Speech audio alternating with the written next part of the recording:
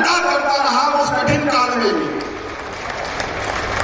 एक नहीं कई उदाहरण भरे पड़े जहां यहाँ के हमारे वीर रणबांकुरों ने, यहाँ की हमारी सेना ने जाकर के दिल्ली को भी धूल चटा करके अपनी ताकत का एहसास कराया है। यह हमारा हजारों साल का इतिहास है। और यानी उस चुनौती के काल में जो बताया गया, एक एक मंदिरों के नाम लिए, एक एक स्थान की बात कहिए जो इस एयरपोर्ट में दिखाई देती है, वो यहाँ से नहीं, यहाँ से लगा करके जहां तक हमारी उत्तर भारत की सीमाएं घूम रही है, जहां जहां हमारी इस विरासत से संबंध था, यहाँ से पहले उज्जैन राजधानी थी। उज्जैन के सभी बाबा महाकाल के मामले में एक बार जोरदार जयकारा लगाए, बोले महाकाल महाराज की। आज महाकाल का महालोक का पूरा परिसर जिस प्रकार से हम सब देख के आनंदित होते हैं, उसके केंद्र बिंदु में जो बाबा महाकाल का मंदिर है, वो हमारे श्रीमंत महात्मा द्वारा निर्मित था। जोरदार अभिनंदन करें उस काल को लेकर के भी। और आज अद्भुत गौरव जुड़ रहा है, यहाँ विमानतल का लोकार्पण हो रहा है, उज्जैन के एयरपोर्ट की घोषणा हो रही है। जोरदार तालियां बजाएं माननीय सिंधिया जी के लिए। हो गया अब तो भाई आज इसी स्थान पर यहाँ के बाद लगातार एक के बाद और विभाग के काम भी होंगे, लेकिन हवाई जहाज की बात है तो यशस्वी प्रधानमंत्री के नेतृत्व में हवाई चप्पल वालों को भी नहीं भूल सकते, गरीब को भी नहीं भूल सकते। सबको लेके चलने की सरकार यशस्वी प्रधानमंत्री की सरकार है और हमारी सरकार है। एक बार जोरदार तालियां बजा नरेंद्र मोदी जी के लिए।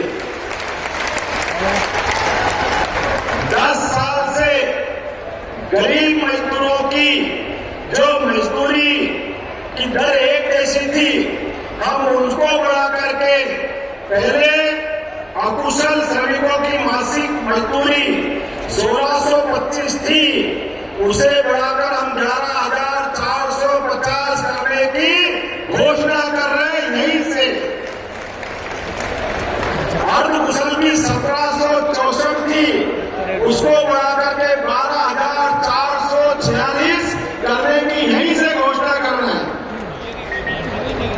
हमारे खेतिहर मजदूर जो खेती करते थे, हर महीने उनकी मजदूरी थी 1,396 रुपए, अब उनको बढ़ा के 9,160 रुपए करने की यहीं से घोषणा कर रहे हैं। हम अपने गरीब वर्ग का भी पर्याप्त ध्यान रखें। और मजदूर वो नहीं जो पूरे महीने काम करे, मजदूर वो नहीं कि जो किसी किसी के आश्रय पाकर के पूरे समय काम करे। अपना छोटा छोटा काम करने वाले लोग, आजकल तो अमेज़न समाचार पत्र घर घर पहुंचाने वाले हाकर ऐसे गिग मजदूर माने जाते हैं। उन गिग मजदूरों के लिए जो छुट्टा पार्ट टाइम में काम करते हैं, वो बाद में काम छोड़ देते हैं, ऐसे या बाद में भी जीवन बदल सकते हैं। उन सबको भी संबल की योजना में ला करके सारा लाभ उनको भी दिया जाएगा, इसकी घोषणा भी अपनी सरकार कर रही है। जोरदार अभिनंदन करें उन मजदूरों के लिए भी। और इनके माध्यम से पहले दिव्यांगता के आधार पर, मृत्यु के आधार पर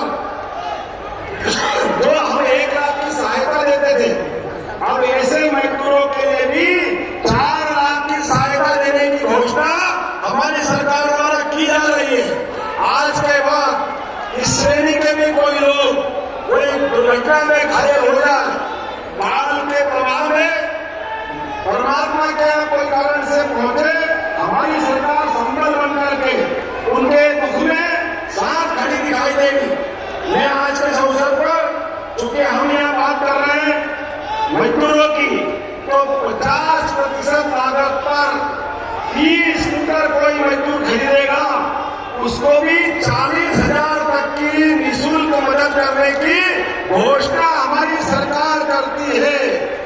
ये 50,000 में है ना, ये तो स्कूटी के लगता है। हाँ सही है, 50,000 सब बंगले भी लाइन से घोषणा तो बहुत सारी है। यहाँ आज लगभग संबल योजना के माध्यम से 678 करोड़ रुपए की राशि सभी हमारे श्रमिक बंधुओं के खाते में डालने की आज कार्रवाई संपन्न की। जोरदार ताली बजाए अपने भाई बहनों के लिए। विभिन्न विभागों के 31.62 करोड़ के 257 विकास कार्यों की भी यहीं पर लोकार्पण करने की कार्रवाई की गई है। आज जहां हमने इस एयरपोर्ट पे स्वर्गीय राजमाता सिंधिया का इतिहास कौन नहीं जानता है, स्वर्गीय महाराज माधवराव सिंधिया को कौन नहीं जानता है। पहले 1971 में अगर भारतीय जनता पार्टी ने अपने कदम बढ़ाए तो पहली विजय जहां मिली वो हमारा गुना, जहां स्वर्गीय माधवराव सिंधिया पहली बार जीते, भिंड स्वर्गीय राजमाता सिंधिया जी जीती, और ग्वालियर स्वर्गीय भारत रत्न अटल बिहारी वाजपेयी ने जनसंघ का झंडा फहराया था।